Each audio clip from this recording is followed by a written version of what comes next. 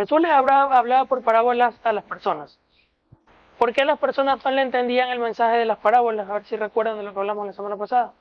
¿Por qué no le entendían por qué Jesús les hablaba en parábolas y los que los escuchaban no le entendían?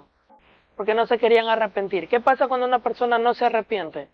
Según el texto que leímos la semana pasada. El mismo, pero la explicación. No entienden. Por mucho que tú le expliques, no entienden. Por mucho que tú le enseñes la palabra, no. Aunque la lean, no, están como muertos, como dormidos, como idos. Y no hay reacción espiritual en ellos, siguen igual. Entonces eso es cuando no se convierten de verdad, o no se convierten de corazón, o se apartan del Señor. Entonces cuando Jesús les habla estas parábolas, había harta gente que lo seguía, ya lo vimos la semana pasada, y la gente no lo quería, no lo escuchaba a Jesús por el mensaje, sino porque unos querían comer y otros por el chismerío, ¿no? Pero ya cuando Jesús les hablaba fuerte, muchos se hacían a un lado. Entonces, ya vimos eso la semana pasada, no vamos a volverlo a ver porque hablaba de la profecía de Isaías, de que de oídos oirás y no entenderás, viendo verás y no verás, porque estas personas han endurecido sus corazones. Todas esas palabras que tú escuchas aquí en el arca, de parte de Dios, que son sembradas en tu corazón, y si tú no la entiendes y no haces nada por investigar o preguntar o escudriñar lo que eso significa, Satanás viene y se robó la semilla, es decir, en ti no va a dar fruto. Tú no vas a crecer como hijo de Dios, porque no hay un interés en ti, un corazón que absorba la palabra al punto de querer escudriñarla y buscar más. No ser conformista. Entonces no vas a crecer. Satanás te la roba. Se robó. Pero como Dios no permite ladrones, lo que va a hacer es quitarle esa semilla y se la va a poner a otra que sí dé fruto. Y tú te pierdes la bendición de Dios por no escudriñar las escrituras o indagar más.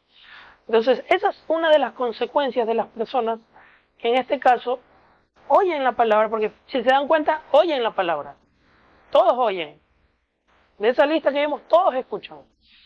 Pero este no le entiende. Entonces Satanás viene y le arrebata lo que fue sembrado en su corazón. Y dice el verso 19, a la parte final del verso 19, dice, este es el que fue sembrado junto al camino. De la semilla que cayó junto al camino es el tipo de personas que escuchan la palabra, pero no la entienden y al no entenderla no hacen nada por escudriñarla o investigarla. Son conformistas. Entonces Satanás, ¿qué hace? Viene, le robó la palabra. Entonces ese es un grupo de personas. El otro grupo de personas, ¿cuál era? Fue el verso 20. El que fue sembrado en piedras o pedregales, que es lo mismo, este es el que oye, viste, este es otro que oye la palabra. Este es el que oye la palabra y al momento lo recibe con gozo, con alegría. ¿Cuáles son ese tipo de personas? Fíjense, dice, al momento lo recibe con gozo y alegría, pero no tienen raíz en sí, sino que es de corta duración, pues al venir las aflicciones o las persecuciones por causa de la palabra, tropieza. ¿Quién es este tipo de personas? Son emocionalistas. Son esas personas que se dejan llevar por emociones, que cuando todo está bien, gloria a Dios, esa palabra me encantó, aleluya, hasta lloran. Siempre les he dicho, no está mal llorar, pero nada sirve que tú llores y en tu actitud no se vea reflejado un cambio. Entonces, son personas que se alegran, gloria a Dios, aleluya, bendito sea su nombre, sí, que por aquí, que más allá, y todo bien. Pero cuando vienen los problemas y las cosas se ponen feas, desmayan. Que son personas inestables, son personas que se dejan llevar por emociones, son inestables. Cuando todo va bien, con gozo, pero dice, como no tiene raíz, ¿cuál sería la raíz? ¿Cuál sería la raíz? Jesucristo, Jesucristo. Si tú no permaneces en Jesucristo, firme en el Señor, simplemente cumples con un ritual religioso o cumples, como por ejemplo venir al culto por una monotonía, porque te toca, porque hay que cumplir. Pero tus bases como cristianas, espiritualmente, en tu relación con Dios a solas, donde nadie te ve, ahí no hay raíz. Entonces, como no hay raíz, cuando vienen los problemas, ¿qué pasa con esa persona? Ya se bajonea, ya no quieren seguir, se les quita la emoción, ya no quieren perseverar, tropiezan. Y fíjense que aquí habla de dos cosas. Habla de el que cuando viene la aflicción y la persecución, dos cosas. ¿Qué es la aflicción? Los problemas. ¿Y qué es la persecución? Cuando ya te empiezan a criticar, ya se empiezan a burlar de ti, ya comienzan a decirte el hermanito, que te estás haciendo evangelista, que te estás haciendo lo de aquí, que te estás haciendo lo de acá. Entonces, este tipo de personas, por lo general o por regla general, tropiezan cuando sus bases cristianas no están sólidas. Entonces, cualquier tipo de conversación que tengan con alguien, incluso las conversaciones que tengas a tu alrededor te van a afectar. Hay un texto en la Biblia que no lo voy a leer, pero ya ustedes lo conocen, que dice, las malas conversaciones corrompen las buenas costumbres. Entonces, tus costumbres, escucha bien, tus costumbres como cristiano y como hijo de Dios están peligrando por tú estar alrededor de una mala conversación. No malas amistades, sino una mala conversación. Porque así dice la Escritura, las malas conversaciones corrompen buenas costumbres. Escucha bien, tus costumbres como cristianos peligran por tú estar rodeado de una mala conversación. ¿Qué es una mala conversación? Chismes, murmuraciones, malas palabras, ¿qué más? Chistes de doble sentido. Todas esas cosas hacen que tus costumbres como cristianos peligren. O sea, tú estás rodeado de malas conversaciones. Entonces tienes que evitar. Entonces, son muchas cosas. Pero bueno, para no salirnos de tema porque nos iríamos por otro lado, cuando la Escritura dice que cuando no tiene raíz, sino que es de corta duración, pues al venir la aflicción o la persecución por causa de la palabra, tropieza. Entonces este cristiano tropieza cuando vienen los problemas y cuando viene la persecución. Entonces empieza a bajonearse, ya no quiere andar en los caminos del Señor, de vez en cuando lee la Biblia, de vez en cuando ora, de vez en cuando se congrega. ¿Por qué? Porque sus bases no están, su raíz no es Cristo. Entonces no tiene una firmeza, es emocionalista. Entonces cuando escucha la palabra, amén, aleluya, canta, salta, brinca, todo, gloria a Dios, excelente. Pero cuando vienen los problemas y las persecuciones y las aflicciones, cae. ¿Por qué? Porque no tiene una vida devocional con Dios, no tiene una vida a diario ferrado a Jesucristo y a su palabra y de oración. No la tiene. Entonces son de corta duración. Entonces este es el segundo bloque de personas. Fíjense que todos escuchan la palabra. Todos escuchan. El uno oyó, pero el diablo se la robó. El otro escuchó y es de corta duración. ¿Por qué? Por las aflicciones y los problemas y las persecuciones y luego tropieza. Y viene el tercer bloque de personas, el verso 22 dice, Mateo 13, 22, el que fue sembrado entre espinas, este es el que oye, otro que escucha. O sea, todos escuchan. Este es el que oye la palabra de Dios, pero el afán de este siglo, escúchame esa frase, el afán de este siglo y el engaño de las riquezas ahogan la palabra y se hace infructuosa. Ese versículo lo voy a aparejar con Lucas capítulo 8. Acompáñenme porque en Lucas agrega una palabra muy importante. Vamos a leer la misma parábola en Lucas capítulo 8 desde el principio. Lucas capítulo 8, verso 11 dice, esta pues es la parábola. La semilla es la palabra de Dios. Eso estaba en Mateo 13. No, ¿verdad? ¿Qué decía Mateo 13? Vamos a compararlo. Mateo 13, 19, perdón. Cuando alguno oye la palabra y el del reino y no le entiende, viene el malo y arrebata lo que fue sembrado en su corazón. Este es el que fue sembrado junto al camino. Y en Lucas, verso 10, 8:10 dice, 8:11, perdón. La semilla es la palabra de Dios. Ya la explico un poco más. Refuerza lo que ya vimos en Mateo 13. Dice, la semilla es la palabra de Dios. Y los de junto al camino son los que oyen. Y luego viene el diablo y quita de su corazón la palabra para que no crean y se salven. ¿Qué diferencia hay con Mateo 13? Vamos a ver la diferencia. Mateo 13, 19. Cuando alguno oye la palabra del reino y no la entiende, viene el malo y le arrebata lo que fue sembrado en su corazón. Y acá en Lucas 8:11 dice, 12, perdón, y los del junto al camino son los que oyen, luego viene el diablo y quita de su corazón la palabra para que no crean y se salven. ¿Qué de diferente hay entre un verso y el otro verso?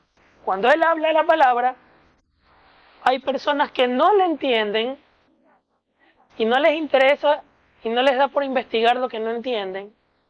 Entonces, como dice Lucas, son los que oyen, viene el diablo y quita la palabra de su corazón para que no crean y se salven. Entonces, como no investigan, sino que se quedan ahí, se quedan igualitos, entonces viene el diablo, les roba lo que fue sembrado en su corazón y como no quieren investigar, ¿qué dice la Escritura? No se van a salvar. ¿Por qué no se van a salvar? Porque no investigan, porque lo que fue sembrado en su corazón el diablo se lo robó. Entonces por eso dice el verso 12 de Lucas 8, el diablo quita lo que fue sembrado en su corazón para que no crean y se salven. ¿Cómo van a creer si no investigan? La Escritura dice que la fe viene por el oír y el oír la palabra de Dios. Si no se escucha la palabra de Dios, y no escuchas la palabra de Dios, y no escuchas la palabra de Dios, ¿cómo va a crecer tu fe?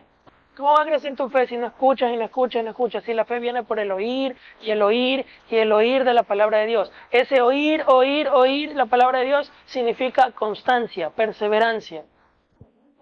Entonces, no escuchas. Te quedaste nomás con el mensaje y ahí moriste. Entonces el diablo viene y roba lo que fue sembrado en tu corazón. Y no te salvas, porque no crees. Entonces, el otro bloque de personas, según Lucas, es el verso 13, dice, los de sobre piedra son los que habiendo oído, reciben la palabra con gozo, lo mismo que Mateo. Pero estos no tienen raíces, lo mismo que Mateo, sí. Creen por algún tiempo y en el tiempo de la prueba se apartan. Aquí vemos otro refuerzo. ¿Cuál es el tiempo de la prueba? Las pruebas de parte de Dios son, cuando tú te tomas un examen en la universidad, eso es una prueba. ¿Para qué? Tú dijiste algo importante. Para probar tus conocimientos, a fin de pasar al otro nivel. Cuando tú ya tienes todos los conocimientos, viene la prueba. ¿Para qué? Para poner a prueba esos conocimientos. Y si tú la pasas, pasas a otro nivel de fe. Pasas a un nivel de autoridad espiritual de parte de Dios, que no lo tenías antes. Y eso lo descubres en el camino. ¿Estamos? Entonces, las pruebas de parte de Dios es para ver si tu fe está firme, para ver de qué estás hecho. Entonces hay personas que son emocionalistas. Y si tú tienes tu firmeza en Jesucristo, tú no vas a desmayar tu fe. Tú vas a permanecer firme. Firme en el Señor. Y muchas veces esas cosas duelen. Pero es para lo mejor, es para las cosas que nos esperan de parte de Dios hacia nosotros. Dios permite que nosotros pasemos situaciones o circunstancias duras y dolorosas para formar nuestro carácter, a efecto de que nuestro corazón se haga más sensible y pegado a la presencia de Dios. Y de esa forma nosotros también poder ayudar a otros que han pasado situaciones que nosotros hemos pasado, a efectos de poder consolarnos con el consuelo que nosotros hemos recibido de parte de Dios. Una de las causales, aparte de las recompensas que vamos a recibir arriba en el cielo. Este tipo de personas escuchan la palabra, gloria a Dios, aleluya, bendito sea tu nombre, gritamos, brincamos, saltamos, todo, ¿no? Pero vienen los problemas, vienen las aflicciones, vienen los tropiezos, vienen las pruebas, y hasta ahí llegó el hermanito. No lo vimos nunca más. Entonces, ese tipo de personas son de corta duración. El tercero, el verso 14, es el que cayó junto a las espinas. Estos son los que oyen la palabra, pero yéndose, este me gusta más que los otros, porque es como que el que la mayoría creo yo que estaría identificado. Verso 14, la que cayó entre espinos son los que oyen, pero yéndose son ahogados por los afanes y las riquezas y los placeres de la vida y no llevan fruto. ¿Cuáles son los placeres de la vida? Sexo, droga y alcohol. Sexo, droga y alcohol. En este siglo, sexo, droga y alcohol. Estamos hablando de una persona que no tiene sus bases en Cristo, porque estas personas que no tienen como base a Cristo, o no tienen base a Cristo, los placeres de la vida lo tumban. 14. Son los que oyen, pero yéndose, son ahogados por los afanes y las riquezas, ahí entra otro bloque, y los placeres de la vida. O sea, hay tres ahí. ¿Cuáles son los afanes? el dinero, las riquezas, la universidad. Ojo, no malinterpretes, me refiero que tú haces a un lado a Dios por dedicarte 100% a esas actividades y al dedicarte a esas actividades 100% te olvidas de las cosas de Dios. Te afanas. ¿Por qué? ¿Qué es el afán? Es la ansiedad, es la preocupación, estás preocupado, es que tengo que hacer plata, es que tengo que estudiar, es que tengo que hacer esto. Y como tienes que estudiar, lo dejas a Dios a un lado. Si usted tiene que estudiar, tiene que hacer deber, hágalo un día antes. Pero a la hora del culto, no se le va a ocurrir recién estudiar. Venga al culto, termine el culto y vaya a seguir haciendo sus actividades. ¿Qué tiempo sí hay? Lo que pasa es que somos desorganizados. Eso es todo. Que ser sincero, somos desorganizados. Y se nos ocurre el brillante idea que cuando es la hora del culto, hacemos las cosas que tenemos que hacer. Eso es desorganización. Entonces vienen los afanes por desorganización. Porque tiempo hay, ¿o no? No, es que la universidad me manda. Yo también fui un estudiante universitario, pues. ¿Tú crees que a mí no me mandan a leer los códigos como el libro, los estudiantes de Derecho? Tiempo hay que organizarse. Pero cuando tú ya te afanas, claro que hay ratos, pero es raro, que de verdad sí te abome, que ya no te da para nada. Pero eso no te ven nunca. Pero tú te organizas, y no solamente en el tema estudiantil, es en todas las áreas de nuestra vida, incluso la laboral. Y lógicamente el Señor demanda de nosotros el tiempo. Y no me refiero solamente a congregarte al culto, sino que a veces decimos, es que no he tenido tiempo para leer la Biblia. Mentira del diablo. Tiempo hay.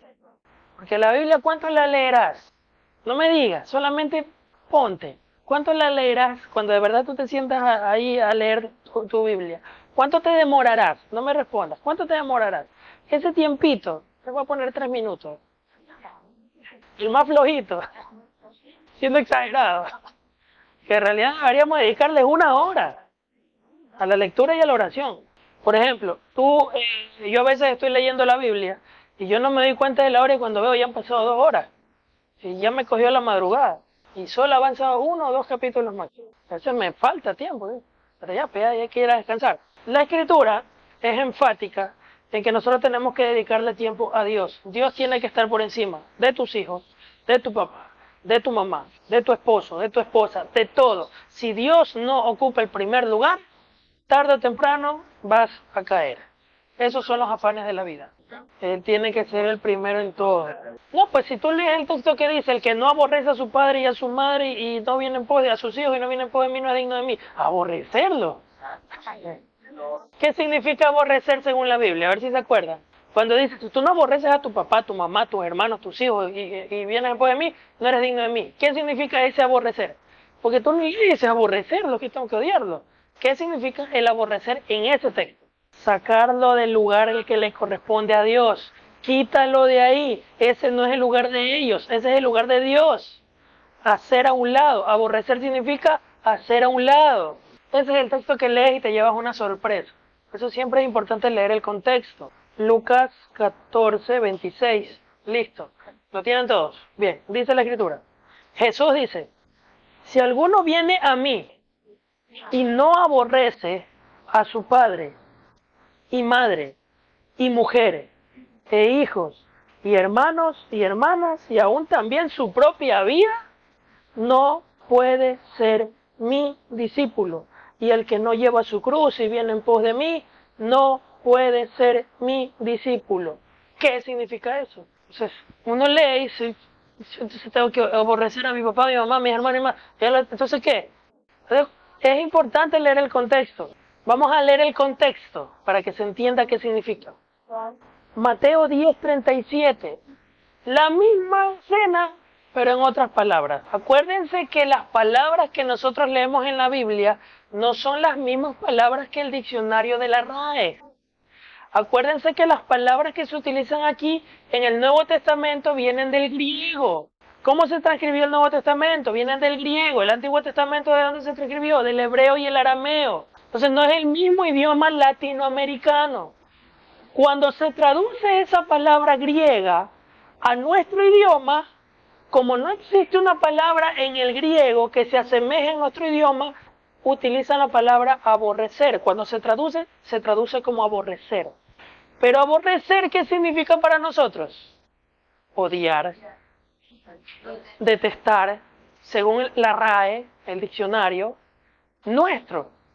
Pero originalmente para el griego, aborrecer, ¿qué significa? Que en la palabra aborrecer no existe para el griego. En el griego es otra palabra, no sé griego yo. Ya, vamos a leer Mateo y ahí vas a ver qué significa. Mateo 10:37 dice, es el mismo texto pero con otras palabras. ¿Qué dice? El que ama a padre o madre más que a mí, no es digno de mí. El que ama a hijo o hija más que a mí, no es digno de mí. Entonces, ¿qué significaba el aborrecer? Que tus hijos, tu papá, tu mamá, tus hijas, tu esposo, tu esposa, no pueden ocupar el lugar de Dios. Tú tienes que amarlo a Dios más que a ellos. Entonces, aborrecer no significa odiar. ¿Qué significa aborrecer en Lucas? Que no los ames más que a Dios. No está diciendo que los odies, significa que no los ames más que a Dios. A Dios tienes que amarlos más que a ellos. Es que por eso cuando se traduce dice aborrecer. Por eso es importante leer el contexto. ¿Qué hicimos ahorita? Ahorita hicimos una exégesis. Eso se llama exégesis. ¿Saben lo que es exégesis? No sacar un texto fuera de contexto para crear un pretexto. Si tú lees solo el versículo de Lucas donde dice aborrecer, estás leyendo un texto y lo estás sacando fuera del contexto y estás creando un pretexto. ¿Cuál es el pretexto? Ay, entonces hay que odiar a mis padres y a mi madre y a mis hermanos. Entonces sacas un texto fuera del contexto y creas un pretexto. Así salen los falsos predicadores y los falsos maestros. Entonces, ¿qué hicimos nosotros? Exégesis. Listo. Lo pegamos con otro contexto, que es el mismo contexto, porque es la misma escena. De Mateo y Lucas es la misma escena. Vemos el contexto. ¿Cuál es el contexto de ese texto de Lucas? El que Lucas dice aborrecer. ¿Cuál es el contexto de ese libro Lucas? De ese versículo. ¿Cuál es el contexto de ese texto? Primero es Dios. ¿Quieres que odiar a tus padres? No. ¿Qué dice el contexto? Que no los ames más que a Dios. Ese es el contexto. Así se hace una exégesis y una verdadera hermenéutica. No puedes desligar uno con el otro, porque ahí comienzan los Frankenstein cristianos a armar ahí con el otro. Porque si te das cuenta que el versículo es el mismo, pero es de diferente escena. El uno dice no lo ames más y el otro dice no lo aborrecen. Ya sabemos que al traducirlo al español, por ejemplo, esto no lo voy a subir, o no sé, me disculparán los panameños. ¿Qué significa para nosotros ñaño? Hermano, dile ñaño a un panameño a ver qué te hace. Ándate a Panamá y dile a un panameño, ñaño. ¿Qué crees que te va a hacer el panameño? ¿Por qué te va a pegar un puñete? ¿Qué significa ñaño para el panameño? Homosexual, gay, travesti. ¿Ya? Entonces, si tú le dices a un panameño, ñaño, lo estás insultando. ¿Y para nosotros ñaño qué es? Hermano. Asimismo es esa palabra aborrecer. Para el griego significa lo que dice Mateo. Ya traducido a nuestro idioma, ¿qué significa? Uy, aborrecer es odiar. ¿Cómo voy a odiar a mi papá o a mi mamá? ¿Me explico? Es importante conocer el contexto. Es importante conocer las palabras. Siempre que leas la Biblia y leas algo que no te cuadra, pregunta por qué. ¿Qué hay detrás? Algo hay ahí. Algo hay ahí. Por eso salen estos viejitos locos. ¿Por quién fue mi papá? Creo que me mandó una vez un video de un viejito por ahí hablando, ríe. Y dice, es que si hay un viejo ahí que me da coraje, que Dios era homicida, asesino, que decía Moisés que tenía que matar a los niños y se quedaban con las vírgenes. Y sí, eso dice el texto. Pero ¿cuál es el contexto de esa historia? Gracias a que ellos no hicieron caso, hoy en día existen los terroristas. Porque muchas veces Dios ordenaba a matar, inclusive a las mujeres. Pero muchos israelitas no hacían caso, se cogieron a las mujeres. Mira, ahorita digo una grosería, pero para nosotros no es grosería. Se cogieron a las mujeres en España, ¿qué significa? Ya. Y para nosotros se cogieron a las mujeres, ¿qué significa? Se las llevaron. Vio su desnudez. Cuando dice vio su desnudez, en la Biblia, ¿qué significa? Mira, tienen como 4 significados ese desnudez. Vio, tener relaciones, violar y ver, de ver. Y conocer, de conocer. Hay 4 significados en una sola palabra. Por eso tiene que ver bien qué es lo que significa. Entonces aparecen estos locos ahí, sacan unas tonterías. Pero bueno, eso es como para que tengan una referencia. Siempre pregúntate el por qué. Es como el divorcio. ¿Cuál es la única causal en la Biblia para el divorcio? ¿Qué? ¿Quién me van a tirar de piedra cuando suba esto? ¿Cuál es la única causal para el divorcio? El adulterio. Si no hay adulterio, no hay divorcio. Así lo dice la Biblia. ¿Verdad o mentira? Me van a decir hereje aquí. Y yo me voy a poner en los zapatos de Jesús. Cuando Dios dictaba una ley era por algo, no para ser un religioso estricto. Porque algunos van a consejerías donde pastores a decirle con el ojo morado a la mujer: pastor, me quiero divorciar, mi marido me pegó. No, es que la única causal de la Biblia es el divorcio. Claro, como no es tu hija, entonces estos dan consejería. No, es que tú no te tienes que divorciar porque la Biblia la única causal de divorcio es el adulterio. Pero mírenme el ojo cómo me lo puso. No importa, ore por él. Dios va a cambiar, tenga fe. Qué bestia. ¿Y si fuera tu hija? No, es que como no es tu hija, no le dices lo mismo. Ay, pero ¿cómo vas a incitar? Es que hay que hacerlo. O a poco, a ver, si está medio matando a la mujer, va volando de ahí. La otra ya la ves muerta. El divorcio el matrimonio es sagrado, que hay que cuidarlo, y no es que por el mínimo problema ya vas a salir corriendo y divorciámonos. No, eso no es un juego. Pero cuando hay casos extremos, y no porque solo porque dice eso, no, siempre hay un porqué. Siempre hay un porqué. ¿Acaso la ley de Dios no decía que los únicos que podían comer dentro del templo el pan de la proposición, ¿se acuerdan? ¿Quiénes eran los únicos que podían comer del pan de la proposición? Solo los sacerdotes. Y tengo que decirlo, cuando hablo de sacerdotes me refiero a los judíos levitas de aquel entonces, porque cuando no se conoce Biblia, tú hablas de sacerdotes, lo primero que se le viene a la mente es el Papa Francisco. No, eso no es un chiste, eso no tiene nada que ver. ¿Quiénes nomás podían comer? Y el que se meta a comer, muere. Pena de muerte. ¡Oh, sorpresa! Se metió el rey David con sus soldados huyendo de una guerra al templo, al lugar donde se meten los sacerdotes, a comer el pan de la proposición, y le dio de comer a sus amigos. Jesucristo mismo le dice: en un día de reposo Jesús sana a un enfermo, y lo critican a Jesús, que por sanar a los enfermos el día de reposo. No me acuerdo si era por sanar a los enfermos o porque los discípulos estaban recogiendo espigas en el día de reposo. Una de los dos. Las espigas del día de reposo, ya. Y los fariseos: ¿por qué tus discípulos trabajan en el día de reposo que está prohibido por la ley? David, y ahí les dice Jesús: y David, en el día de reposo se metió a comer el pan de la proposición, y comió él y sus soldados. Porque la Escritura dice: misericordia quiero y no sacrificio. La misericordia está por encima de la ley. El amor es el cumplimiento de la ley. Entonces un divorcio, está con el ojo ahí hinchado y no, y hermana, tiene que orar. No. La otra ya no la ves, ya no la cuenta. Ya no la cuenta.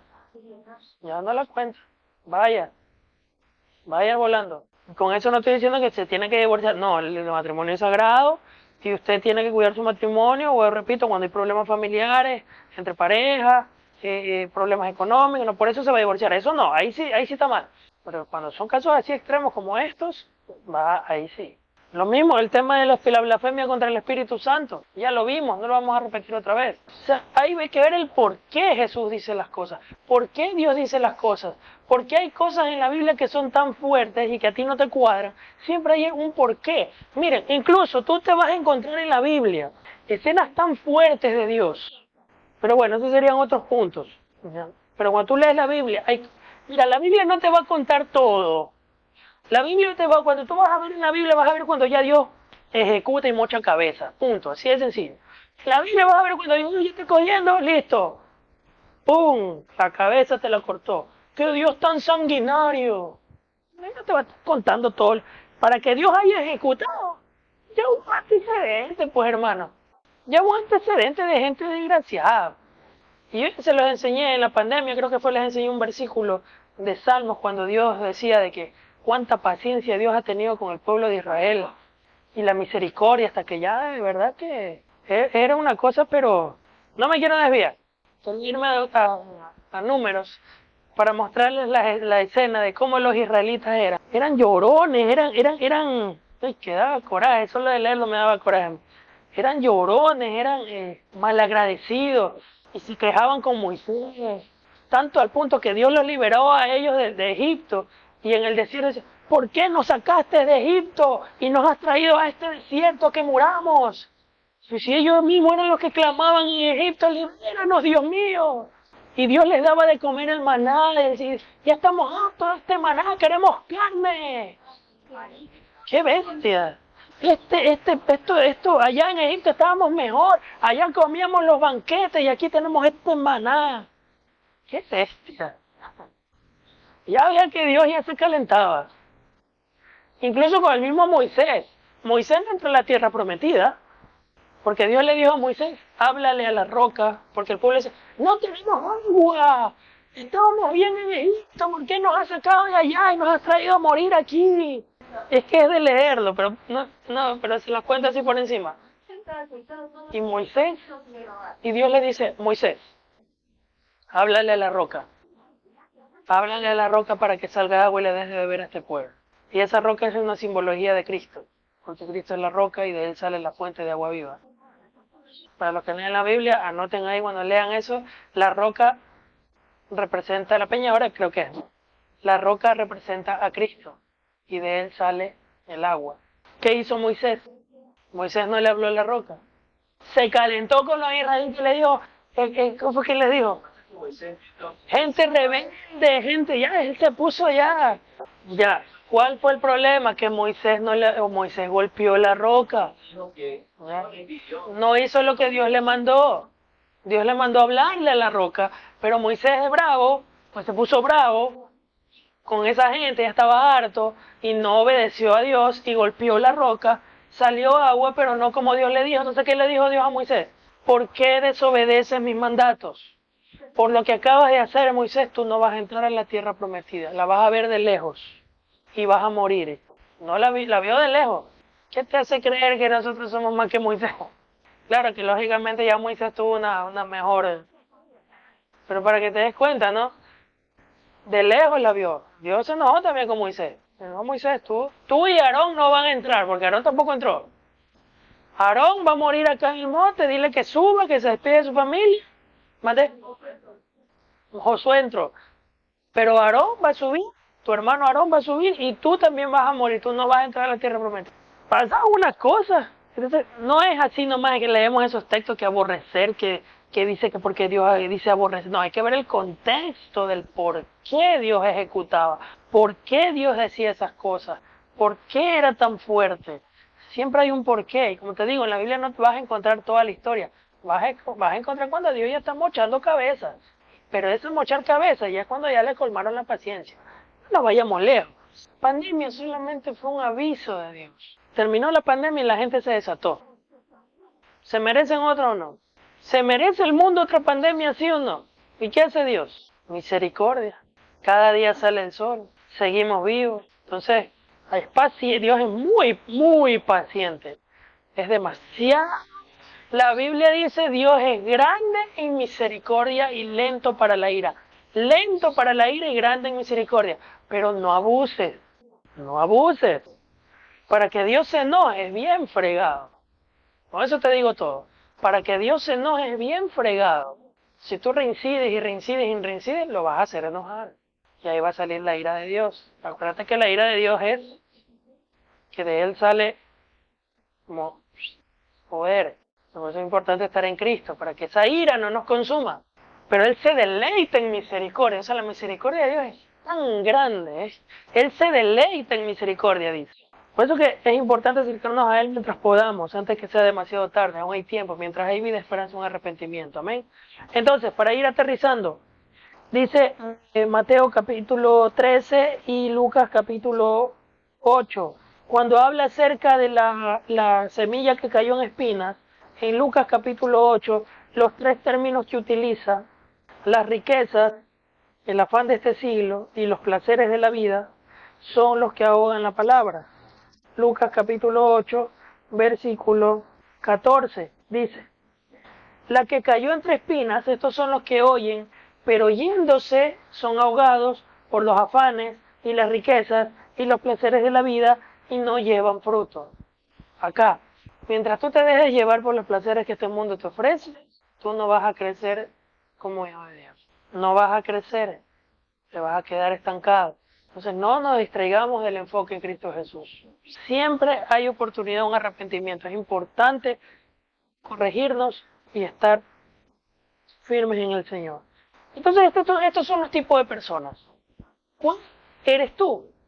Yo creo y espero que seamos la última que dice el verso 15, más la que cayó en buena tierra. Estos son los que con corazón bueno y recto retienen la palabra oída y dan fruto con perseverancia. En Mateo 13, como dice, Mateo 13, 23, mas el que fue sembrado en buena tierra, este es el que oye y entiende la palabra y da fruto y produce al 60 y al 30 por uno. ¿Cuál es la diferencia entre ese con el otro? El que cayó en buena tierra son los que con corazón bueno y recto retienen la palabra oída y dan fruto con perseverancia. O sea, aquí el agregado o el refuerzo sería que la palabra que tú escuchas, la retienes y perseveras en ella. Entonces, das fruto con perseverancia al 100 por uno. Y en Mateo 13, el verso 23 dice, el que fue sembrado en buena tierra es el que oye y entiende la palabra y da fruto y produce al 100, al 60 y al 30 por uno. Es decir, de lo que tú estás escuchando, empiezas a meditar en lo que estás escuchando, empiezas a repetir y comienzas a corregir y empiezas a caminar en lo que Dios te está pidiendo, en lo que tú estás leyendo o escuchando en este momento de parte de Dios. Y empiezas a crecer en los caminos de Dios. Y eso te va a llevar al último punto, Mateo capítulo 7, y con eso termino. Capítulo 7, verso 24. Cualquiera pues que me oye estas palabras, nuevamente la palabra clave. ¿Cuál es la palabra clave hasta ahorita que hemos escuchado varias veces en todos los versículos que hemos leído? Oír. ¿Qué decía la parábola el sembrador? El que oye, el que oye, el que oye y el que oye. ¿Qué dice aquí Mateo 7, 24? Cualquiera que me oye, nuevamente la palabra oír. El que me oye estas palabras y las hace, la pone en práctica, que da fruto, lo compararé a un hombre prudente que edificó su casa sobre la roca. Descendió lluvia, vinieron ríos, soplaron vientos y golpearon contra aquella casa. Y no cayó. ¿Por qué? Porque estaba fundada sobre la roca. ¿Quién es la roca? Jesucristo. Verso 26. Pero cualquiera que me oye, otra vez la palabra oír, cualquiera que me oye estas palabras y no las hace, fíjate que el uno las hace y el otro no las hace. El uno pone en práctica, el otro no la pone en práctica. El uno da fruto, el otro no da fruto. Entonces, el que no da fruto, el que no la pone en práctica, ¿qué va a pasar con él? Lo compararé a un hombre insensato. ¿Qué significa insensato? Falta de sabiduría. Bobo. Bruto. En pocas palabras. Lo compararé a un hombre insensato que edificó su casa sobre la arena. No sobre la roca, sino sobre la arena. Y descendió lluvia y vinieron ríos y soplaron vientos y le dieron duro, con ímpetu contra aquella casa. ¿Y qué pasó con esa casa? Cayó. Y su ruina fue grande. Entonces, ¿qué tipo de personas son estas? Son personas que escuchan, pero no la ponen en práctica. Toda persona que escucha la palabra de Dios y no la pone en práctica, tarde o temprano, va a terminar caído, apartado y destrozado. Porque ahí no termina todo, no es que te apartaste o te caíste, vas a terminar destruido. ¿Quieres eso para ti? ¿Quieres eso para tu futuro? ¿Qué tienes que hacer? Poner en práctica lo que escuchas, pues, y dar fruto. O vas a ser como los de las espinas, que es el que oye y cuando se va, los afanes de este siglo, los placeres, ahogaron la palabra. Y Romanos capítulo 10, verso 17 dice, así que la fe es por el oír y el oír por la palabra de Dios. Nuestra fe va a depender mucho de lo que escuchamos en su palabra. ¿Cuántas veces? Permanentemente y constantemente, porque eso significa oír y oír la palabra de Dios. Nuestra fe va a permanecer por el oír y el oír la palabra de Dios. Y ponerla en práctica. Entonces de esa forma estaríamos dando frutos. Y al dar frutos, lo estamos poniendo en práctica. Entonces Jesús nos va a comparar ¿en qué? Con la casa, el hombre que edificó su casa sobre la roca. Entonces venga lo que venga, nada ni nadie te va a separar del amor de Cristo. Muy difícilmente te vas a apartar de Dios. Ni el pecado, ni las tentaciones, ni los afanes, ni las riquezas, nada, ni los problemas, ni las depresiones, ni nada, ni nadie te va a separar de Cristo. ¿Por qué? Porque estás cimentado sobre la roca. Y la fe viene por el oír y el oír la palabra de Dios. Porque tú la oyes y la pones en práctica. Entonces dará frutos al 100 por uno. Amén. Entonces, ¿quieres un buen futuro para ti, tanto aquí en la tierra como en el cielo? Pon en práctica lo que escuchas y no seas como los que oyen y no la ponen en práctica, sino que los que oyen y la ponen en práctica y dan fruto al 100 por uno. Para que nada ni nadie te mueva de donde estás. Si quieres permanecer en los caminos del Señor. Amén. Vamos a ponernos de pie, vamos a orar. Señor Dios Todopoderoso, gracias te damos por la palabra. Gracias te damos por tu enseñanza. Hoy nos has refortalecido en una segunda parte de lo que hablamos la semana pasada acerca de la parábola del sembrador y hoy con la parábola del cimiento, de cómo nosotros al hacer y obedecer tu palabra permanecemos firmes en tus caminos. Al obedecerte, nada ni nadie nos va a tumbar de ti. Pero depende también de nosotros el permanecer al escuchar tu palabra, al no alejarnos de ti, al poner en práctica lo que escuchamos, a poner en práctica lo que tú dices en tu bendita palabra, Señor. Te pedimos perdón, Señor. Aprovecho ahorita y dile al Señor, perdóname por los pecados que yo he cometido hasta la actualidad, sabiendo que no he sido fiel a ti, no he sido leal a ti, y tú sí lo has sido conmigo. Ten misericordia de mí, perdóname, limpia mi vida por completo, no tomes en cuenta mi maldad, no tomes en cuenta mi pecado, porque he sido débil en muchas áreas de mi vida. Yo sé que en ti tengo fortaleza. Yo me pongo a cuentas contigo para que nada ni nadie me separe de tu amor, nada ni nadie me separe de tus caminos, sino más bien poder permanecer firme hasta que tú regreses por mí.